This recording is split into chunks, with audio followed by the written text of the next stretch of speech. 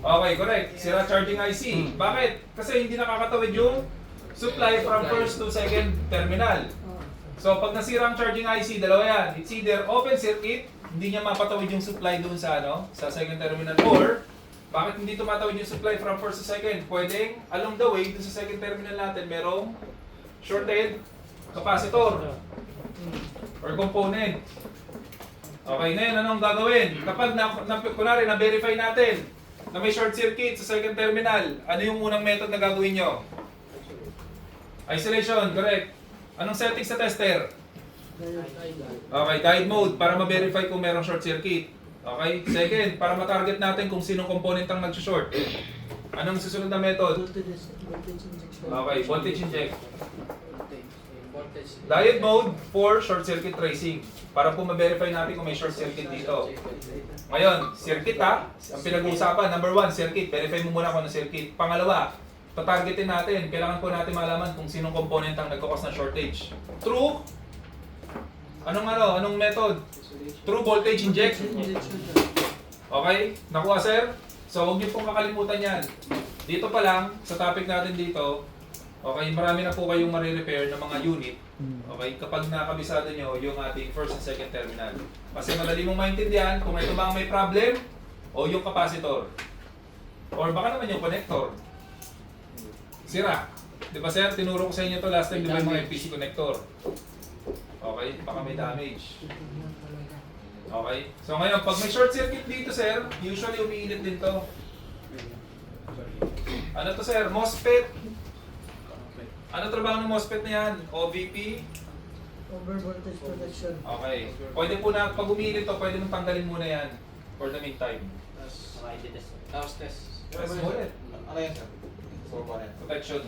Pero hindi ibig sabihin sir yung spec. Oh, but it doesn't mean na sira to Wala sila yan. Okay. Oh, kumbaga pag uminit yan, ibig sabihin inform niya tayo na, uy, may short circuit sa second terminal. Kumbaga transformer tawag na. Parang siya yung Yes sir.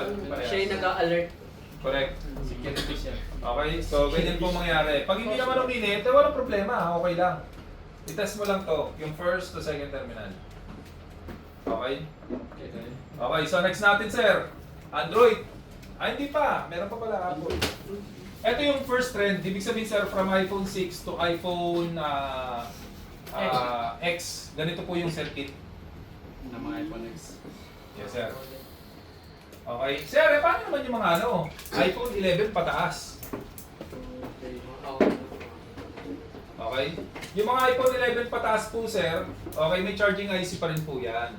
Yung, But this time, wala na pong MOSFET. yung control niya. Okay. Wala na, rekta na. Okay, pero ang first terminal at second terminal hindi pa rin nawawala. Same lang siya. Same pa rin siya. Same pa rin. Same voltage. Okay, same voltage, correct. So next, Android. Okay, sabi dito 80% of this model are like this. Meaning to say, wala pong OVP, walang OCP. Wala nang MOSFET. So walang MOSFET. Rekta po, hanapin nyo kagad si charging IC ngayon. Siyempre, ang Android, dahil hindi naman niya kagaya ng Apple, magkaiba din to ng signal. Meron siyang ibang signal na ginagamit. So ano po yun? Ito po yung first terminal natin. Ngayon, ano ang pangalan ng first terminal? Pag sa Android, okay, ang tawag natin dito ay VBAT Big bang. 0 or VBAT plus, VBAT 0 or VBAT lang. Okay? So yan po ang pangalan ng first terminal natin pagdating sa Android. So yun, yung supply dito is 3.9 volts from battery to charging IC. Next, kailangan po natin ma-verify kung yung 3.9 volts na nakakatawid ba doon sa charging IC. Okay? Pag sa board viewer, ano ang hanapin nyo? Okay, ito na po siya. Ito yung pangalan ng second terminal natin. Second terminal. Ang pangalan ng second terminal natin ay BPH, PWR or BPH power. Or in other term is VCs.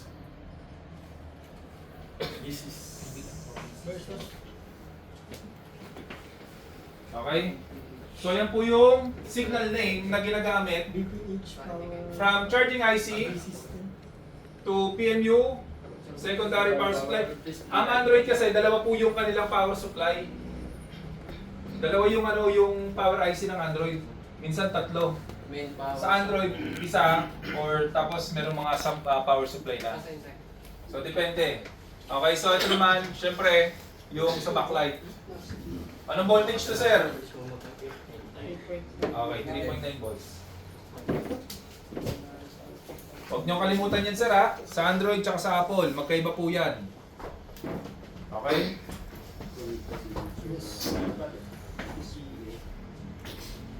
Nakuha po? Sir.